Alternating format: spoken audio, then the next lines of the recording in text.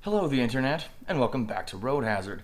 Today, you join me, the Buick, and that pile of crap in a fantastical adventure filled with fun and dreams and fun and no back-breaking labor whatsoever. Are you sure about that?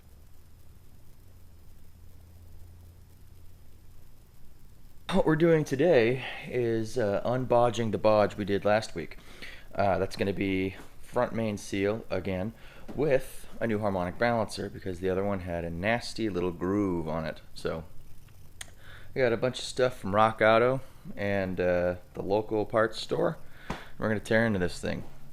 The other thing we're going to take a look at today is, well, we're going to make an attempt at the rear main seal.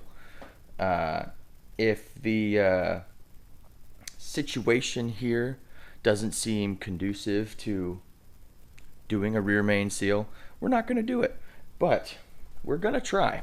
And that's going to entail a bunch of stuff that I don't want to do, such as undoing the two motor mount bolts on either side of the motor, picking it up a couple of inches to give us room to pull the oil pan off, and then pulling the rear main cap off and fishing that seal out, sticking the new one in, putting the main cap back on, retorquing it, very important step, putting the oil pan back on, hoping that none of that leaks, and then, hoping, praying, wishing, and hoping that it stops leaking.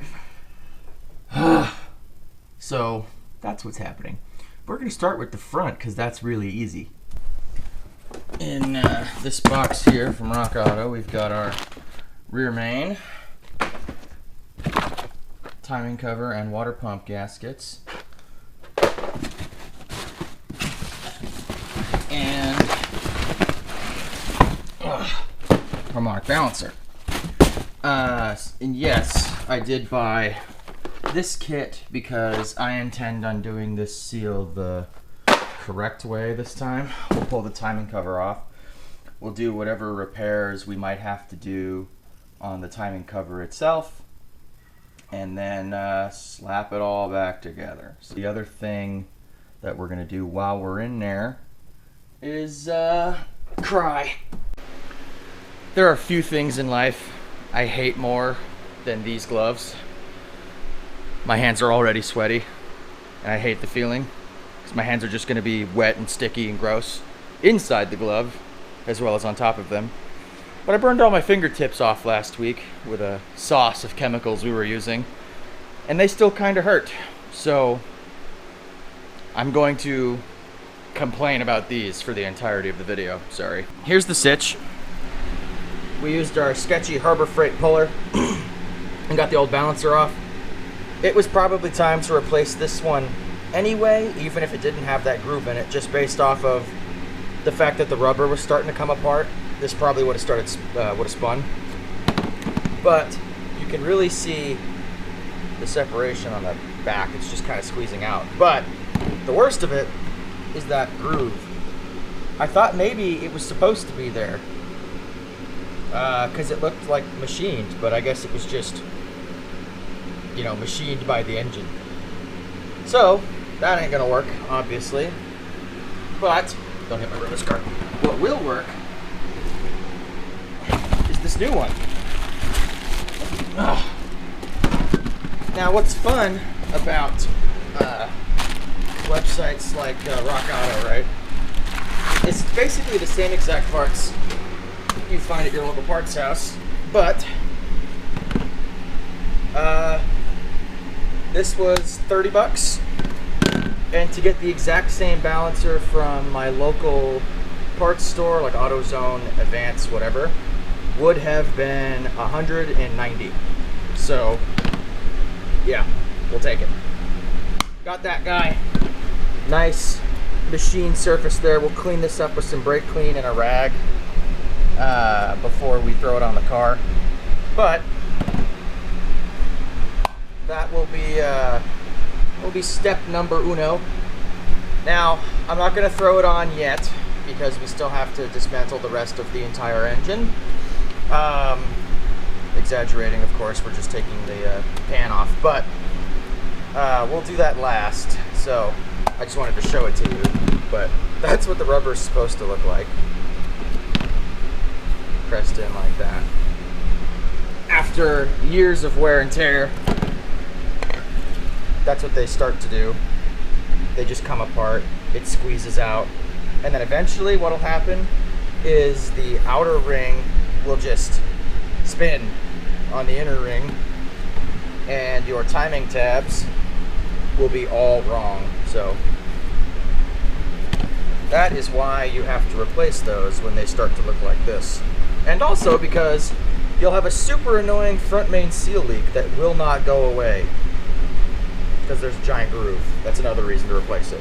But out with the old, in with the new. We've got the coolant draining into a nice bucket. We've got all the oil drained out of it. It's kind of funny, I just finished dropping all the oil out of the motor and the neighbor comes over. Super nice guy. Doesn't speak very good English, but super nice dude.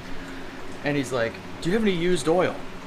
I use it to kill termites. And I was like, I got 6 quarts in this pan right here, and he just took it. So now I don't have to recycle the oil.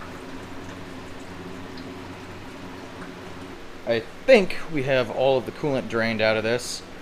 I pulled the little petcock out, let it drain, and then once the dribbling kind of stopped, I just blew into the open radiator cap hole and forced the rest of the fluid out. So I think we got it all. I also rotated the water pump by hand a bunch of times just to try and cycle everything through. We will move the bucket over to this side under the lower rad hose, pull the clamp off, and then see if we can get any more out that side, which there will be some. And hopefully, once that's gone, all of the, or 99% of the water will be out of this thing, and then we can pull the water pump off without spilling anything, which would be cool. So we got that going on. I'm going to have to pull the alternator off because the bracket bolts to the water pump. I'm going to have to pull this bolt for the air conditioning bracket off because, again, that holds the water pump on. No big deal. Realistically, 4 bolts hold the water pump to the motor, and then there's like maybe a total of 4 or 5 other bolts you have to take off to get this thing out of here, and a couple of hoses. It's not a hard job. It's just one of those things where it's like, if I don't have to take something apart, change the gaskets, whatever, I don't wanna. But in this case, Chevrolet made it really easy to change these things, or GM in general, I guess.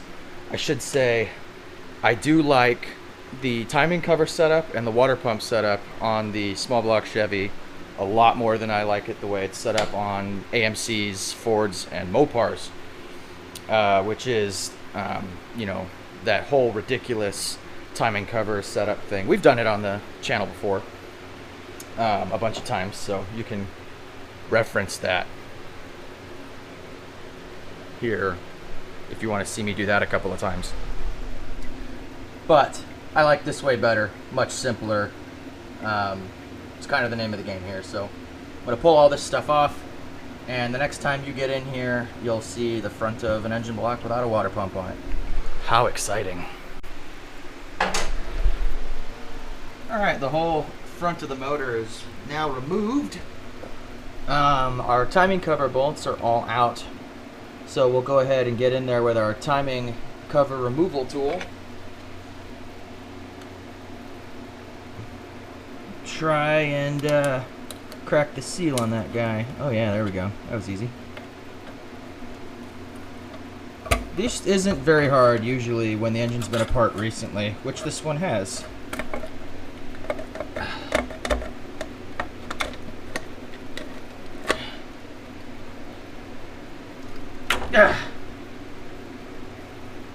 There you go. Timing cover removal. Ta-da! All right, done a fair bit here. We got the front apart. We got a piece of wood sandwiched between the motor mount plates there, which has given us ample clearance here, hopefully to get our pan all the way off and out. And once that's out of the way, we can, of course, get a look at our rotating assembly. We'll be putting a new gasket on it because I realized that this is a one-piece gasket that I just hulked in half. So I went and got another one, and you know, some other fluids and oils and whatever else we might need. Anyway, point being, pan's coming off now. I mean, I trust that piece of wood that I've been hammering on forever. Right? What's the worst that could happen? It drops 3 inches back into the biscuit. Hopefully not squeezing any of my appendages. I've been fighting this thing for a couple of hours, and here's where we're at now.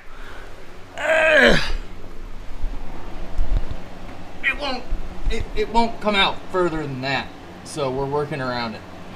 I've sprayed a lethal dose of brake clean all up in there, try and clean everything up.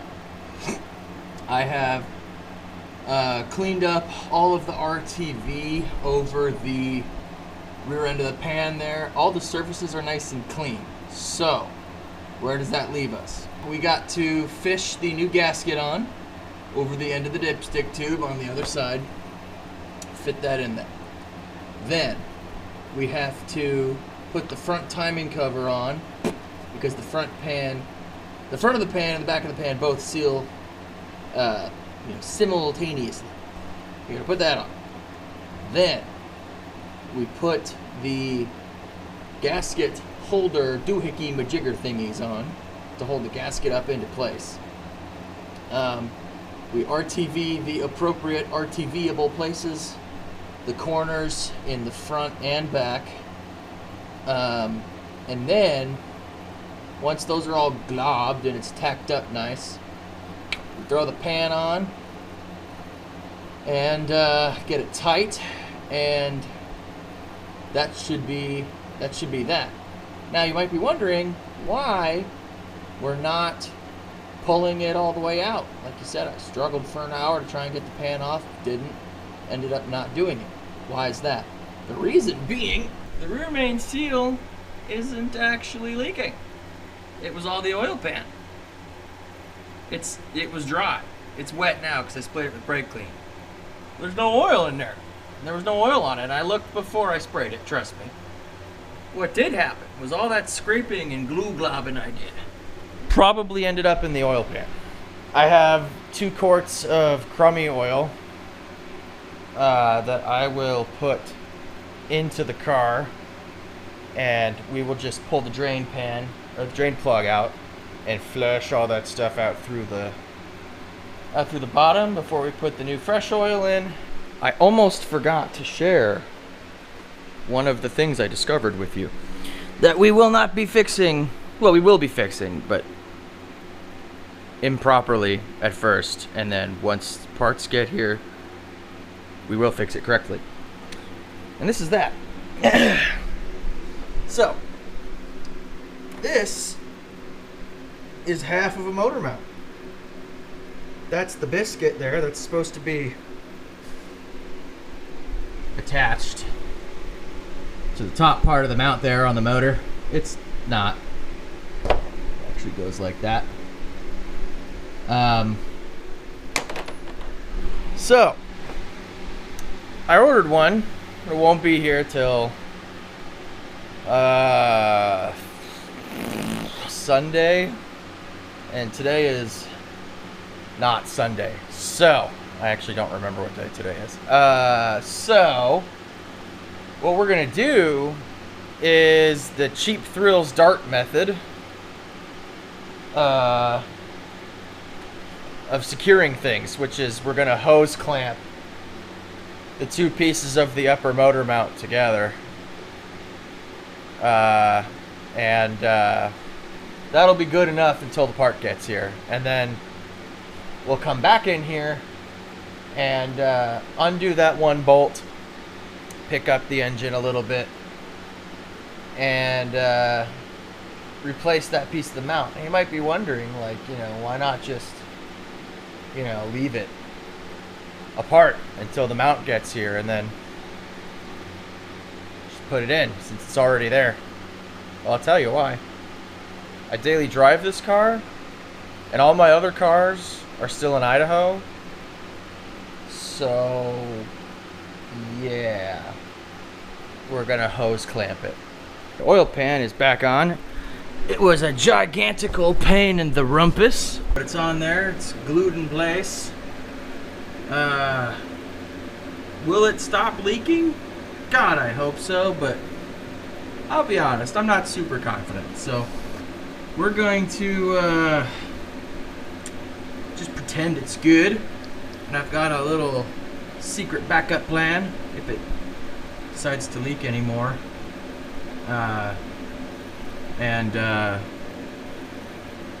Well, we'll see. The RTV dried way faster than I thought, so it wasn't perfect by the time I got it up. It was a little drier than I'd like, a little too tacky, so I don't know. At least on the outer parts, this part was all pretty good. But we'll see. I'm not tweaking about that in the slightest.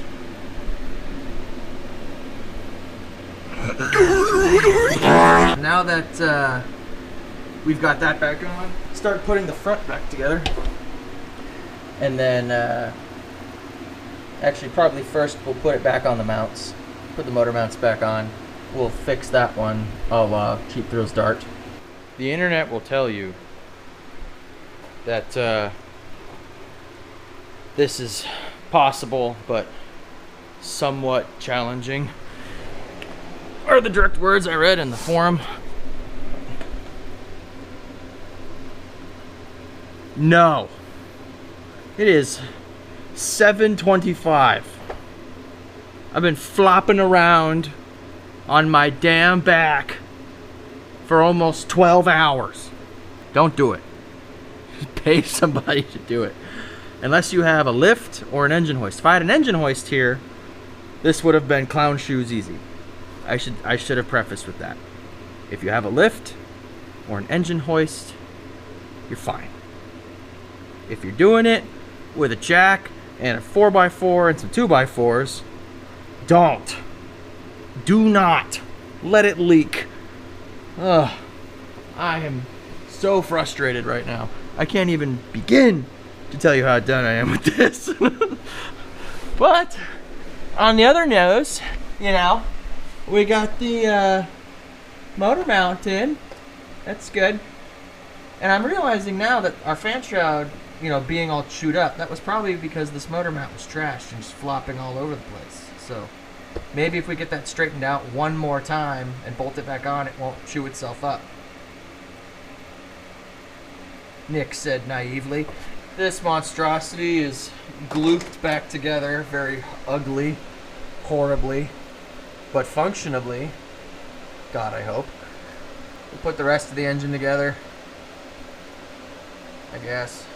We'll do that little fleshy flush I was talking about. Pull the drain plug out. Pour that old... Oh, old, it's new. It's just old. I don't know. We'll pour that in there. It's like 2 quarts-ish. And that'll flush all the stuff that I might have dropped into the pan. And then we can start putting everything else back on. And then I can go inside and drink 56,000 sody paps. Sound like a plan? Good. My brain's not working. It's not working. I've done some stuff. I figured, you know, since this is a YouTube channel, maybe I should video some of the stuff that I'm doing. So we got the water pump on. All of our brackets. AC is back on. Just loose. So now we're going to install the alternator. Oh, right. I forgot. The starter also needs to get hooked back up. That's why there's drag on that. Alright, we got our starter. down here. You can't see me. There's one shim.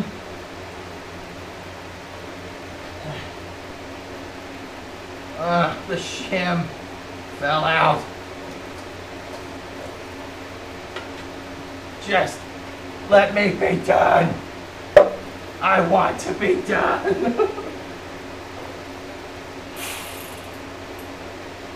Now that it's been 12 minutes. Christ. My hands burn something fierce. That's fine. We'll just pretend that it doesn't, because we don't really have much of a choice otherwise.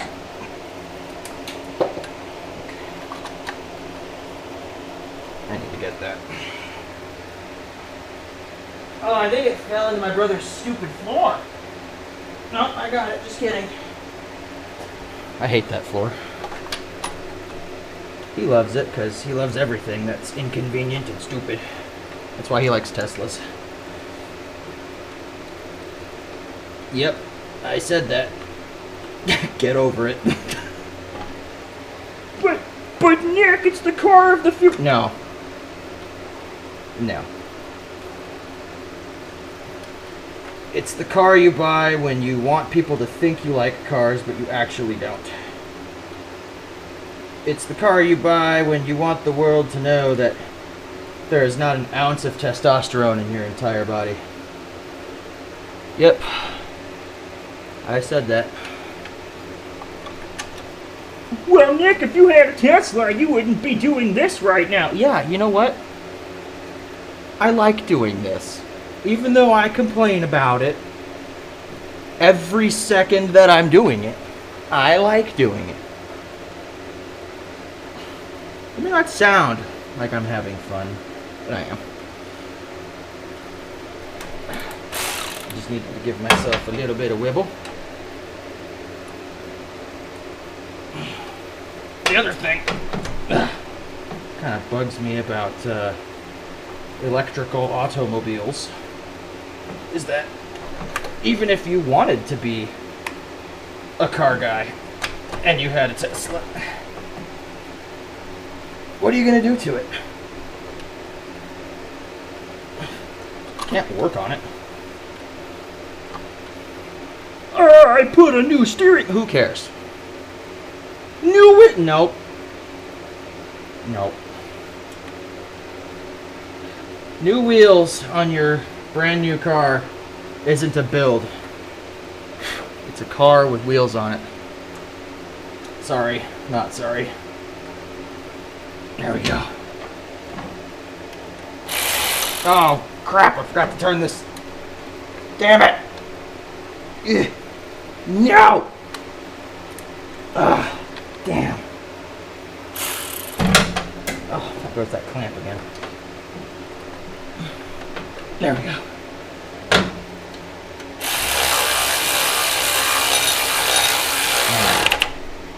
Yes.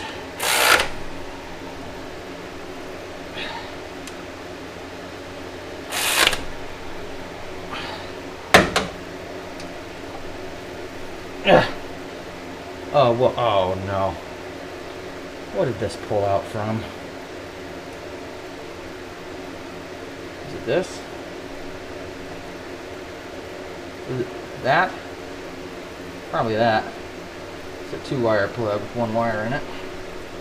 That's annoying. Yeah, it pulled right out of the connector. I can fix that. That's okay. Well, dude, if you had Tesla, you'd already be done. No, if I had Tesla, I never would have started. Ow. Ow. Ow.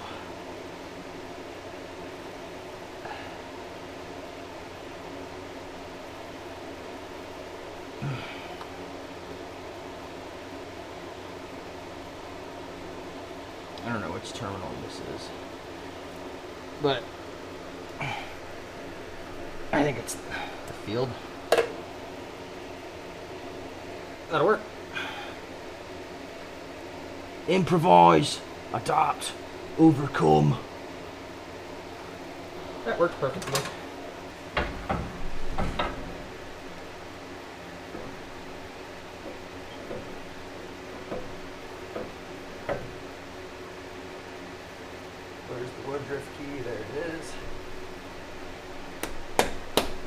Now we get the block.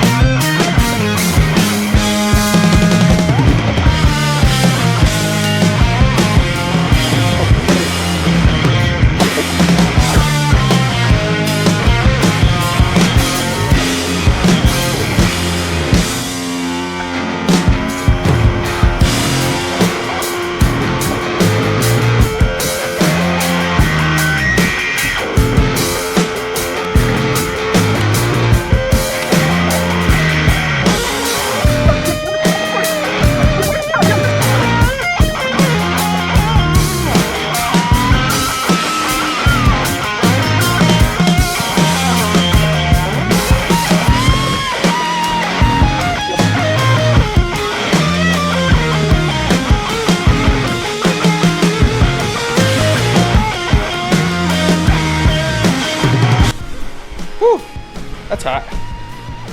Okay, here's the plan. Don't let me forget. There's no oil and no coolant in the motor. All right, it's your job.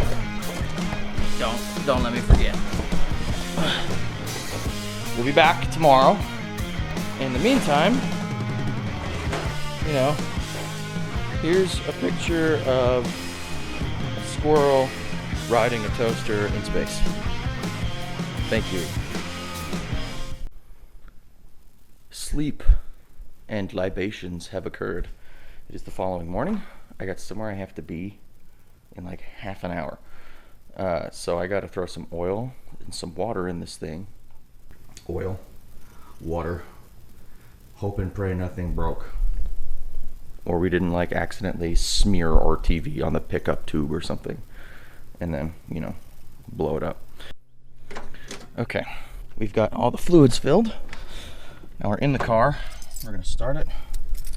Hope we see oil pressure, voltage, and everything else we need to see. Here we go. Oil pressure. Excellent.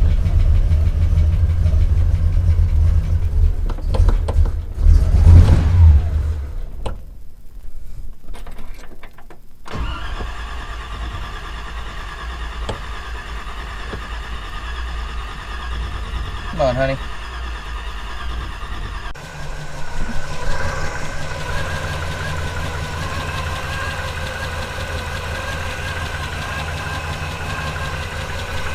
Good fuel pressure.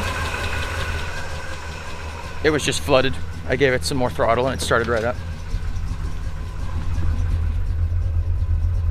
60 psi at cold oil pressure. We're making 12.5 volts. I'm currently running it with the radiator cap off. We're gonna try and burp off some of that pressure. We'll top it off with the water. And you know, we'll be done. I'm thrilled that everything kind of went together and that our vitals look good. We need gas though. But mission success. Okay, I have really good news. And that really good news is I think we got it. I drove around a bunch this morning, got it up to temp and everything.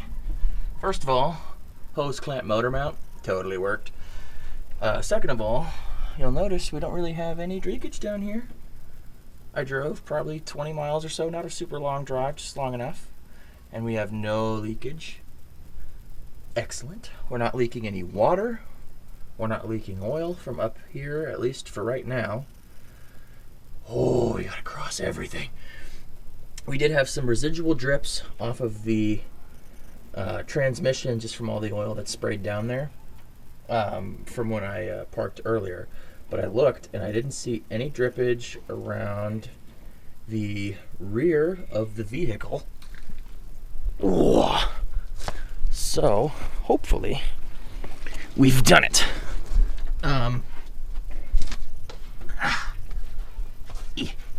There's a lot of residual stuff coming out from the before, but if you look up in there, I don't know if you can see it on camera, but it's pretty dry. All this is still dry. Usually this would be soaked. We do have a small little dripply coming out of our drain plug there just because the gasket's been reused 4,000 times. So the next time we change the oil, we might go ahead and throw a new plug in it. But if that's the only drip I have to worry about on this automobile, I am totally okay with it. So, in lieu of that, I think that's going to do it for this episode of Road Hazard. Thank you so very much for watching. I appreciate every single one of you, every like, every comment, every subscriber. While we're on that note, why don't you go ahead and, you know, hit some buttons. Hit that subscribe button. Drop a comment. Let me know what you think about this ride and what you think we should do with it next. I'm thinking, finally, exhaust. But we'll see. That'll be next video. For now, stay beautiful. See you next time.